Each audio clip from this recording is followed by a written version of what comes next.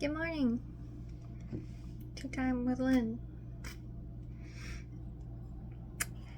I am working from home this morning, and I will be working on a few different things this week. Our priority is to continue recruiting for summer staff. We've just recently heard back from the last of the grants, so we now know exactly which positions we received funding for, which is great. So now I can look through the applicants that we've received and see what positions they were interested in or might have experience and the skill set to work for us in those specific positions we received funding for. I'm a little disappointed we didn't get an interpreter again for the second time in a row. So that's a very important position to have at the front desk. Someone that's able to provide tours and interpret the history for the visitors. It's not the end of the world. Honestly, it just makes it a little bit more difficult for me, I'd say. And last year I worked at the front desk a lot because we didn't have that interpreter position. So that'll probably happen again this year, which is unfortunate. It means a lot of behind the scenes stuff that I would like to do might not get done depending on how busy the museum is. So when visitors come in, we obviously want to talk to them, offer them a tour or a little introduction to Mahone Bay's history, and that takes time. So that will probably eat into my plans of what I wanted to get done this summer, but that's okay. We received 5 positions total, and they're all very helpful positions in other ways. We also didn't get a researcher, which would have been nice. We get a lot of research requests. So this week, for instance, I do have one request for information about a local home in Mahone Bay. So the property owners are asking if we have information on that building. Thankfully, it's within the town limits, and we do have a file on it, so I'll be able to provide them with probably some information about around when it was built, maybe who built it, who lived there, and some information about the architectural features at the very least. That's kind of the standard government form that got completed in the 1990s that we have copies of. And other than that, a research request for use of some of our photos from our archives came in, so I need to just complete the paperwork for that. So that's always nice when people want to use our pictures for something. And we actually record how many times we get that request and how many photos. And that kind of helps us in the future with grants about the archival work we do and the whole point of collecting these photographs and preserving them properly so that other people can use them, like these requests that we get. And before I move on, I'll answer an important question. What tea am I drinking? I am drinking Cinnamon Apple Spice by Celestial Seasonings Herbal Tea. Not sponsored. Just the only tea that I like. So don't bother asking during future videos what tea I'm drinking. It will always be this one. It's very cinnamony, so if you don't like cinnamon, you won't enjoy it. And I'm drinking from my Canada Sports Hall of Fame mug, which has a couple scratches on it. Don't mind those. It's been around for a while. I used to work there quite a few years ago, so that's why I have their mug. What else am I working on this week?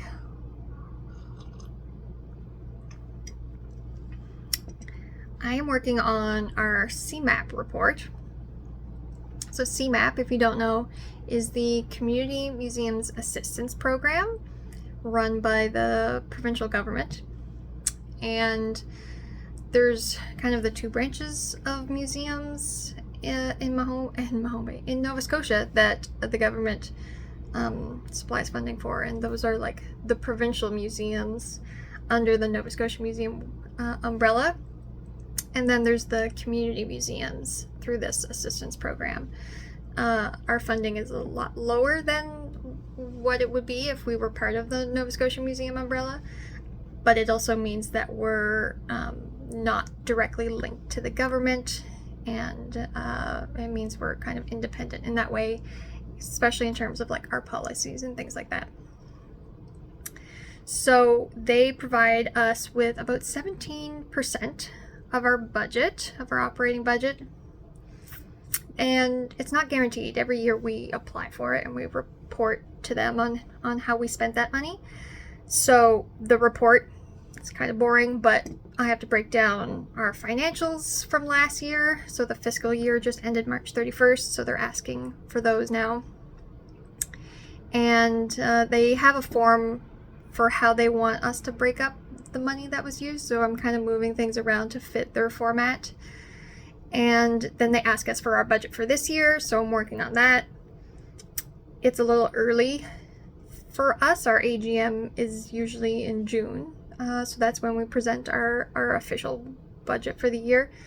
It's a little early for us to even be thinking about like what programs we're going to be doing this summer, and therefore like our budget for those programs. But it has to be done for the CMAP report, so I'm working through that now. What we do this summer and budgeting for that, it really depends on the students we receive and their abilities and their interests. So if a student comes in and has a particular interest in something, we might do a program about that because of that. So we don't open until usually the end of May or June, so usually I'm more focused on hiring right now, but because of the CMAP, I have to kind of think forward to what are we going to be doing in June, July, August, September, and usually the first week of October we're still open. So a little bit of forward planning in that way, based on CMAP wanting to know what we're planning to do. So other than our financials, they also ask us what programs we're going to be putting on this year, and what programs we put on last year, how many days we were open last year, how many days we plan to be open this year. They also ask some interesting questions like how we contributed to cultural economic growth in our area, in the South Shore. And they ask about, how we provided community life events and things like that, and how we kind of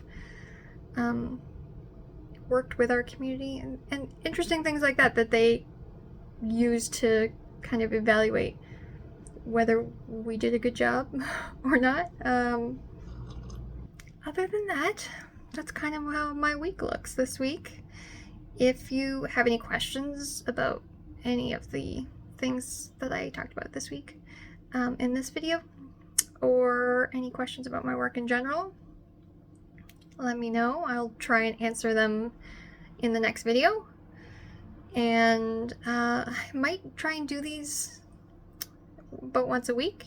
It's helpful for me to sit down, and I usually do it on a Monday. Sit down and think about, okay, what am I working on this week? What is the priority? Obviously that depends on deadlines, like the CMAP report being due. But it also depends on our priorities, and obviously a priority is summer staff. We don't have a lot of applicants right now, so if you happen to know anyone that's under 30, which isn't our requirement, it's the grants requirement, under 30 who's, they don't have to be a student, but if they're interested in history, that certainly helps. Let them know that we're still hiring. We've started the interview process and reviewing the applicants that we've received. So I've sent those to our HR committee as well. So I review them. I send them the interview questions, and then send the responses to our committee. And then usually we'll do a second over the phone interview. I've really enjoyed doing the initial interview questions in written format. I just find, especially with younger students and youth, I prefer to give them time to think about their response. They're always so nervous when we talk to them over the phone. I mean, I'm nervous too. So it's a matter of giving them a moment to think about it and to actually see if they do spend time thinking about the response and writing it out and making sure there's no, typos or anything like that. So I find this interview questionnaire that I send them first. It also helps us determine if they're even eligible, because each of the grants has slightly different requirements and priorities. So it gives me a quick snapshot of like, okay, they're 31. You're not eligible, sadly. So things like that, where it's easy for me to just get them to write their answers out, and it takes less of my time, which is great. Interviewing a student for an hour, and say we interview 10 applicants, that's a lot of time that I could be used to do something else. One of my many other lists of to-do tasks. So I just find doing the written interview questionnaire first, send them my questions, review their responses, really helps just determine more of their, I wouldn't say like their maturity level, but just their attention to detail, really. And compare their responses to each other's, which is always good. And then we do a second round of interviews, usually by phone. Sometimes we don't. Last year we didn't have enough applicants to really do that. It was pretty much we had the number of applicants we had positions for, so we just hired all of them. We didn't have to interview with them a second time because we had no other options or anything like that. It's looking like that again this year. I know other places are also hiring, and there's a lot of, I guess, positions available, so that's good for the youth. They have more choices. It just means kind of more competition for us. So it might be tricky this year. Hopefully we get a full staff of 5 students, and depending on when they're available, that will affect when we can open.